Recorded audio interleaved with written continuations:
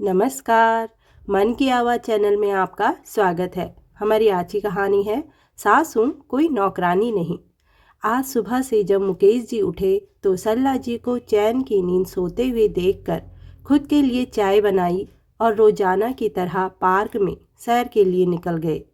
कुछ देर सैर करने के बाद जैसे ही मुकेश जी घर लौटे तो देखा कि सरला जी किसी से फ़ोन पे बात कर रही थीं। जब सरला जी ने फ़ोन रख दिया तो उनके चेहरे की खुशी देखकर मुकेश जी बोल पड़े। क्या बात है सरला जी, किसका फ़ोन था? आपके चेहरे में तो रंगत आ गई है। मुकेश जी को चाय पकड़ाते हुए और अपनी खुशी को जाहिर करते हुए सरला जी ने कहा, अरे विवेक का फ़ोन था जी, वो हमें अपने पास बुला रहा है। मैं तो बहुत खुश हूँ आज। जल्दी जल्दी दोनों जाने की तैयारी कर लेते हैं। नहीं सरला, मैं नहीं जा पाऊँगा और मैं तुम्हें भी यही सलाह दूंगा कि तुम भी वहाँ मत जाओ। मुकेश जी शून्य को निहारते हुए बोले, ऐसा क्यों बोल रहे हो आप? वो बेटा है हमारा। इस वक्त उसे हमारी सबसे ज़्यादा ज़रूरत है। हम अभी उसका साथ नहीं देंगे तो कौन देगा? सोच लो सरला, फिर बाद में ना कहना कि आपने मुझे समझाया क्यों नहीं था। आगे फैसला तुम्हारा है, इसमें सोचना क्या है जी। बेटे बहू ने इतने प्यार से बुलाया है। बहू का नाजुक वक्त है, इस समय ही तो मेरी सबसे ज़्यादा ज़रूरत होगी उसे। आप नहीं आ सकते हो तो कोई बात नहीं, मैं अकेली ही चली जाऊंगी। अपनी पत्नी का उत्साह देख मुकेश जी ने कुछ और कहना उचित नहीं समझा। दरअसल जब से ये खबर मिली कि बहू पूनम माँ बनने वाली है, सरला जी का उत्साह देखते ही बन रहा था। कुछ दिनों पहले जब बेटे बहू ने उन्हें आने को नहीं कहा तो मुकेश जी के बार बार मना करने के बावजूद भी उन्होंने अपने बेटे से पूछ ही लिया, बेटा कहो तो मैं आ जाऊं, तुम दोनों को थोड़ा आराम हो जाएगा। नहीं माँ, अभी नहीं, जब ज़रूरत होगी बुला लूँगा। सरला जी तब निराश हो गई थी। लेकिन अब जब डिलीवरी के दिन पास थे और पूनम की तबीयत ज़्यादा गिरी गिरी रहने लगी, तब विवेक ने अपनी माँ पिताजी को बुलाने का सोचा। माँ, आप लोग आ जाओगे तो पूनम की चिंता मुझे नहीं रहेगी। अब जब से बेटे ने उन्हें आने को कहा तब से तो सरला जी फूली नहीं समा रही थी। पिछली सभी बातें भूल वो रात दिन तैयारियों में लग गई। कभी छोटे छोटे गद्दे सिलती तो कभी नन्हे मोजे बुनती। बेटे के लिए बेसन के लड्डू और बहू के लिए ड्राई फ्रूट के लड्डू भी तैयार कर लिए थे। सरला जी को इस तरह भाग दौड़ करते देख मुकेश जी चिंतित हो बोल उठे, थोड़ा आराम भी कर लो सरला, नहीं तो वापस से गठिए का दर्द शुरू हो जाएगा। अजी, मैं दादी और आप दादा बनने जा रहे हैं। इन खुशी के पलों को तो मैं समेट ही नहीं पा रही हूँ, हंसकर सरला जी ने कहा। सरला जी को देख मुकेश जी चुप हो गए। मुकेश जी और सरला जी की इकलौती संतान विवेक, बड़े नाजों से पाल पोस कर बड़ा किया था उसे। 3 साल पहले ही वे विवेक की शादी करके अपनी जिम्मेदारियों से मुक्त हो चुके थे। बेटा बहू दोनों बाहर रहते थे। बहू पूनम थोड़ी तुनक मिजाज थी, लेकिन मिलना जुलना कम हो पाता था, इसलिए कभी ज़्यादा परेशानी नहीं हुई। लेकिन आज सरला जी का उत्साह देख मुकेश जी की आंखों में 1 साल पहले के दिन चलचित्र की तरह तैरने लगे, जब दोनों बेटे बहू के घर कुछ दिन बिताने के लिए गए थे। लेकिन पूनम के तो पूरे हाव भाव ही बदल चुके थे। सरला जी ने तो पूनम को हमेशा बेटी समान समझा, लेकिन पूनम कभी सरला जी को वो मान सम्मान दिया ही नहीं जिसकी सरला जी हकदार थी। पूनम के लिए तो सास ससुर और ससुराल एक जेल की तरह थे। उनकी बहू पूनम जान चुकी थी कि उसकी सास बिल्कुल सीधी सादी है, तो उसने इस बात का फ़ायदा उठाना शुरू कर दिया। घर के सारे काम सरला जी के ऊपर छोड़ पूनम कभी किटी पार्टी या कभी पार्लर चली जाती। पीछे से सरला जी को सभी काम अकेले ही देखने पड़ते। ये सब देखकर मुकेश जी को अच्छा नहीं लगता। जब उनसे रहा नहीं गया तो एक दिन बहू से बोले, बहू, तुम्हारी सासू माँ की उम्र हो चली है, थक जाती है वो, और खड़े रहते रहते उसके घुटनों का दर्द भी बढ़ चुका है, तो साथ में थोड़ा काम तुम भी कर लिया करो ताकि दोनों के ऊपर काम का ज़्यादा बोझ न पड़े। मुकेश जी के इतना कहने की देर थी कि पूनम ने घर में हंगामा कर दिया। मुकेश जी और सरला जी कुछ बोल नहीं पाए और विवेक भी अपनी पत्नी के आगे अपने माँ बाप का पक्ष न ले सका और चुप रहा। सरला जी और मुकेश जी अपने आत्मसम्मान की रक्षा करते हुए वापस गांव आ गए। मुकेश जी सोच रहे थे कि पूनम तो फिर भी दूसरे घर से आई थी, लेकिन दुख तो तब हुआ जब बेटा भी अपनी पत्नी के प्रेम में आंखों डूब गया। हर बात में उसकी तरफदारी कर माँ बाप को ही बुरा भला कहता। ऐसा बेटा जो शायद ही कभी हाल पूछने को फ़ोन करता हो, जिसे एक दिन भी फिक्र न हुई कि कैसे हैं उसके बूढ़े माँ बाप। उस बेटे के अपने स्वार्थ में बुलाने पे सब कुछ भूल कैसे भोली सरला जी बेटे के घर जाने को तैयार हो गई। मुकेश जी अच्छे से समझ रहे थे विवेक क्यों अचानक से बार बार फ़ोन कर कुशल पूछने लगा था, लेकिन ये बात ममता में अंधी हो चुकी माँ को कैसे समझाते वो। सरला जी को वो जाने से न रोक सके, लेकिन खुद वो बेटे बहू के पास जाने को तैयार नहीं हुए। निश्चित समय पे सरला जी निकल पड़ी बेटे के घर के लिए। ट्रेन में ठीक से बिठा जब मुकेश जी निकलने को हुए तो भावुक हो उठी सरला जी। आप भी साथ चलते तो कितना अच्छा होता। मैं अभी से क्या करूँगा, वहाँ आराम से आऊँगा, तब दोनों साथ घर आ जाएंगे। डबडबाई आँखों से पति पत्नी ने एक दूसरे को विदा किया।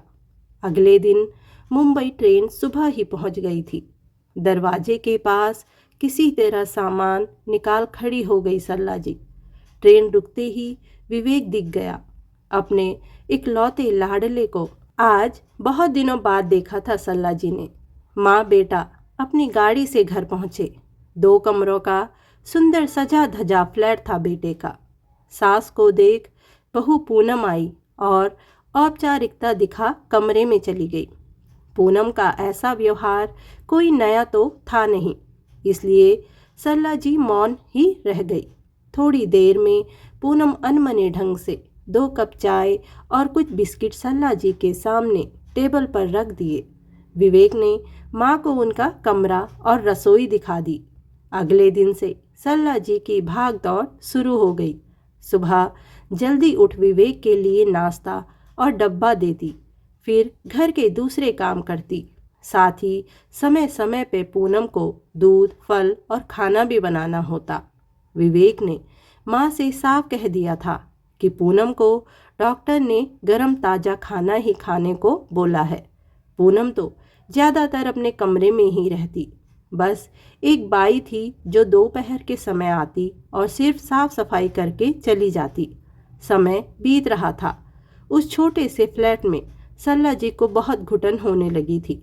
ना ही कोई बात करने वाला और ना ही कोई हालचाल पूछने वाला। पूनम तो बस काम से काम रखती और विवेक देर से ऑफिस से आता और पूनम के पास ही बैठता। सरला जी को गांव का अपना खुला घर और बगीचा बहुत याद आने लगा था, लेकिन दादी बनने की खुशी में वह सब सह रही थी। उम्र के साथ घुटनों का दर्द इतने काम के बोझ से बढ़ता ही जा रहा था। रात रात भर घुटने दर्द करते।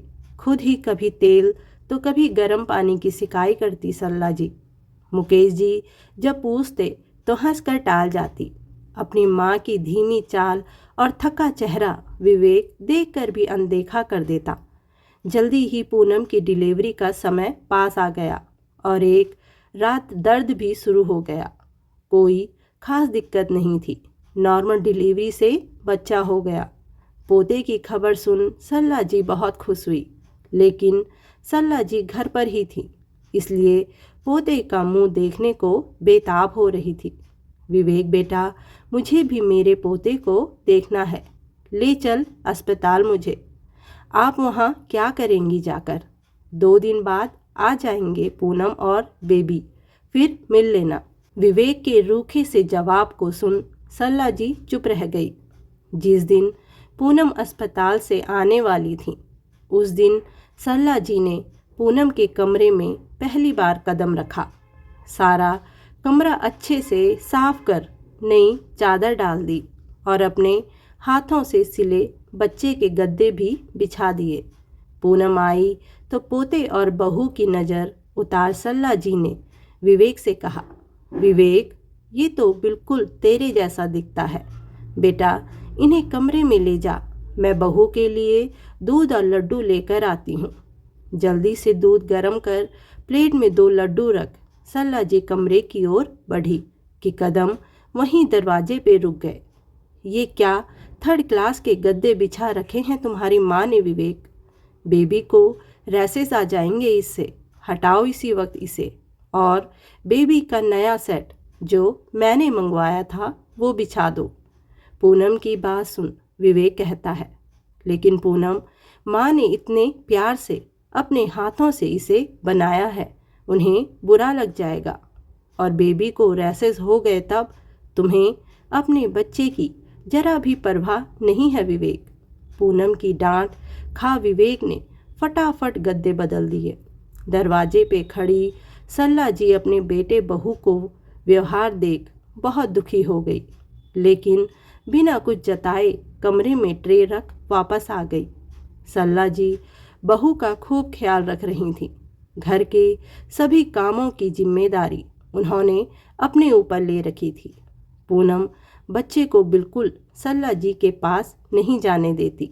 उसके अनुसार सरला जी के शरीर से घर के कामों के बाद पसीने की दुर्गंध आती है, जो कि बच्चे के लिए बिल्कुल सही नहीं थी।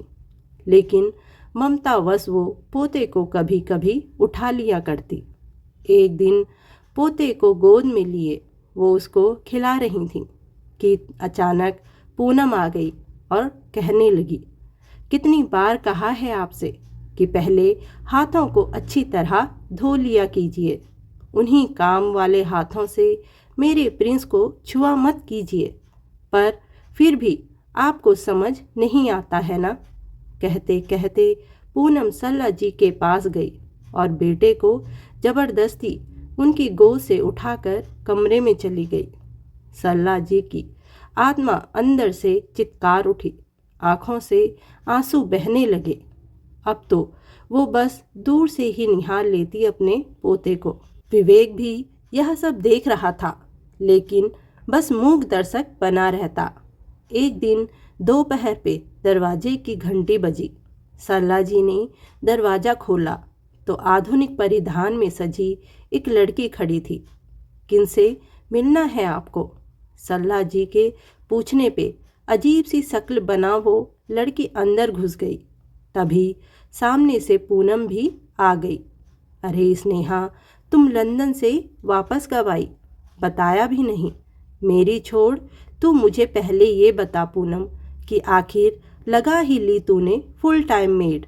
चलो जान छूटी तेरी सास से, वरना वो यहाँ आ धमकती और तेरी छाती पर मूंग दलती।